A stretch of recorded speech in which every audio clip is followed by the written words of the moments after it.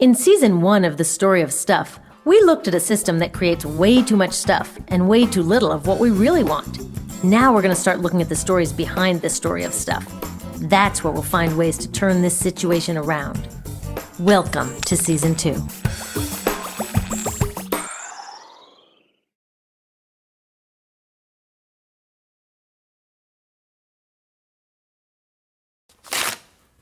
These last few years, I've had to get a lot more careful about how I spend my paycheck. Everyone has. Like I'm eating out less often, holding back on expenses I don't really need, and saving for my kids' college. I'm getting more responsible, taking control of how I spend. But one thing I can't control is that every month a big chunk of my paycheck goes off to our government. It's not the most fun part of my budget, but I believe in paying taxes. Not just because it's the law, but because it's how I invest in the better future that I can't afford to build on my own. You know, that future that we all want, and nearly every candidate promises us. Great schools, a healthy environment, clean energy, good jobs. But a funny thing happens to our money on its way to that better future. It seems to disappear.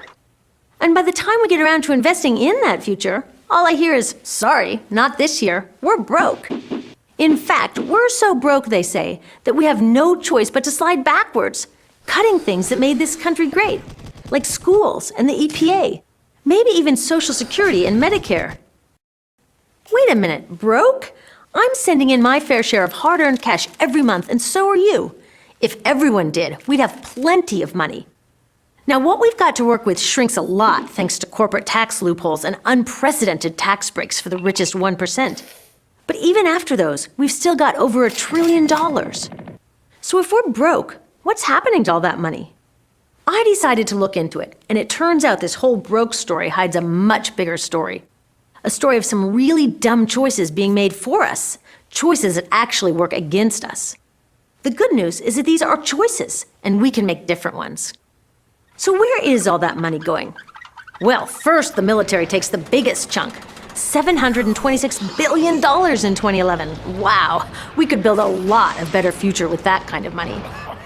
Spending billions on fighter planes that we don't need, or wars with no end, and then saying we're broke just isn't honest. It's like calling your kid from your billion-dollar yacht to tell her you can't afford her school lunch money. Then hundreds of billions more go to propping up the dinosaur economy. You know, the obsolete system we talked about in the story of stuff? The one that produces more pollution, greenhouse gases, and garbage than any other on Earth, and doesn't even make us happy. In so many ways, it's just not working. But we're keeping it on life support instead of building something better. A lot of that life support comes in the form of subsidies. A subsidy is a giveaway that gives some companies a lift over others. That's not necessarily a bad thing. We should help companies that are building a better future. The problem is our government keeps lifting up companies that are actually dragging us down. Everywhere you look along the dinosaur economy, you'll find these subsidies. There's spending subsidies, where the government just gives our money away, like payments that benefit big agribusiness while helping drive family farms off a cliff. Or the less obvious version, where the government foots the bill for things corporations should pay for themselves, like cleaning up toxic chemical spills or giant livestock manure ponds. Or building roads that only go to one place, like a new Walmart. Or paying for polluting and wasteful garbage incinerators that would never make financial sense to build on their own. Then there's tax subsidies, which excuse big corporations from contributing their fair share, like the enormous tax breaks granted to oil and gas companies, even in times of record profits. These subsidies amount to billions we should be collecting and putting to good use. And then there's risk transfer subsidies, where our government acts as an investment bank or an insurance company for corporations doing risky things, like building nuclear reactors. If anything goes wrong, we have to cover for them. There's freebie subsidies, where our government gives stuff that belongs to all of us to corporations for cheap or even free. That's billions more that we should be collecting but never see, like permits to mine public lands granted at prices set in the mining law of 1872. Really, 1872. President Grant signed this law to encourage settlement of the West. Newsflash, it's settled. And all this doesn't even count externalized costs. They don't show up on any spreadsheet and could amount to trillions of dollars, including all of the damage to the environment, public health, and the climate that this dinosaur economy causes. Without laws that make these polluters pay, we all pay with the loss of clean air and water, of increased asthma and cancer. By the time we've handed out all of these subsidies, there isn't even enough money to pay our bills. Forget about building the better future. So why is there always enough money for the dinosaur economy, from big oil to bailouts for big banks, but when it comes to building a better future, we're supposedly broke? Maybe it's because these guys know how to ask for it. Their lobbyists and giant campaign contributions let our government know what they want and what they'll do if they don't get it. And it works.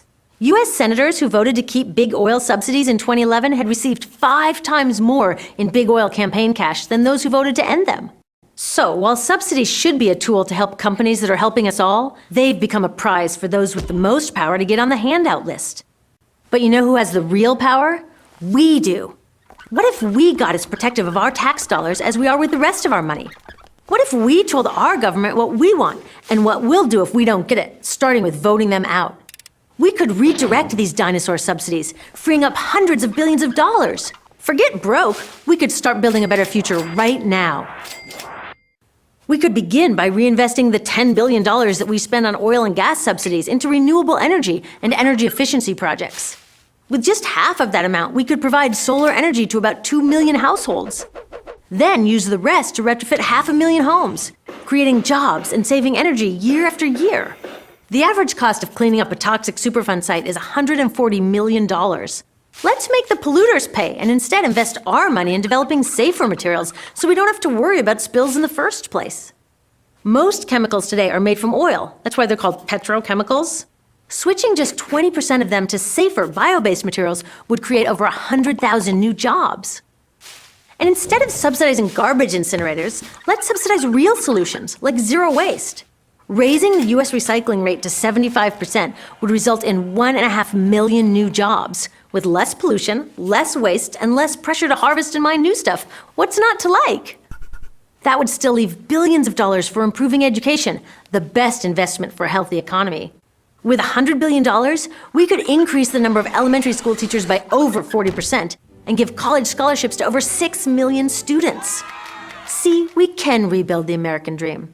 We can afford to have a healthy environment, good jobs, and top-notch public education. But not if we continue subsidizing the dinosaur economy. So the next time you have an idea for a better future and someone tells you, "That's nice, but there's no money for that," you tell them we are not broke. There is money. It's ours, and it's time to invest it right.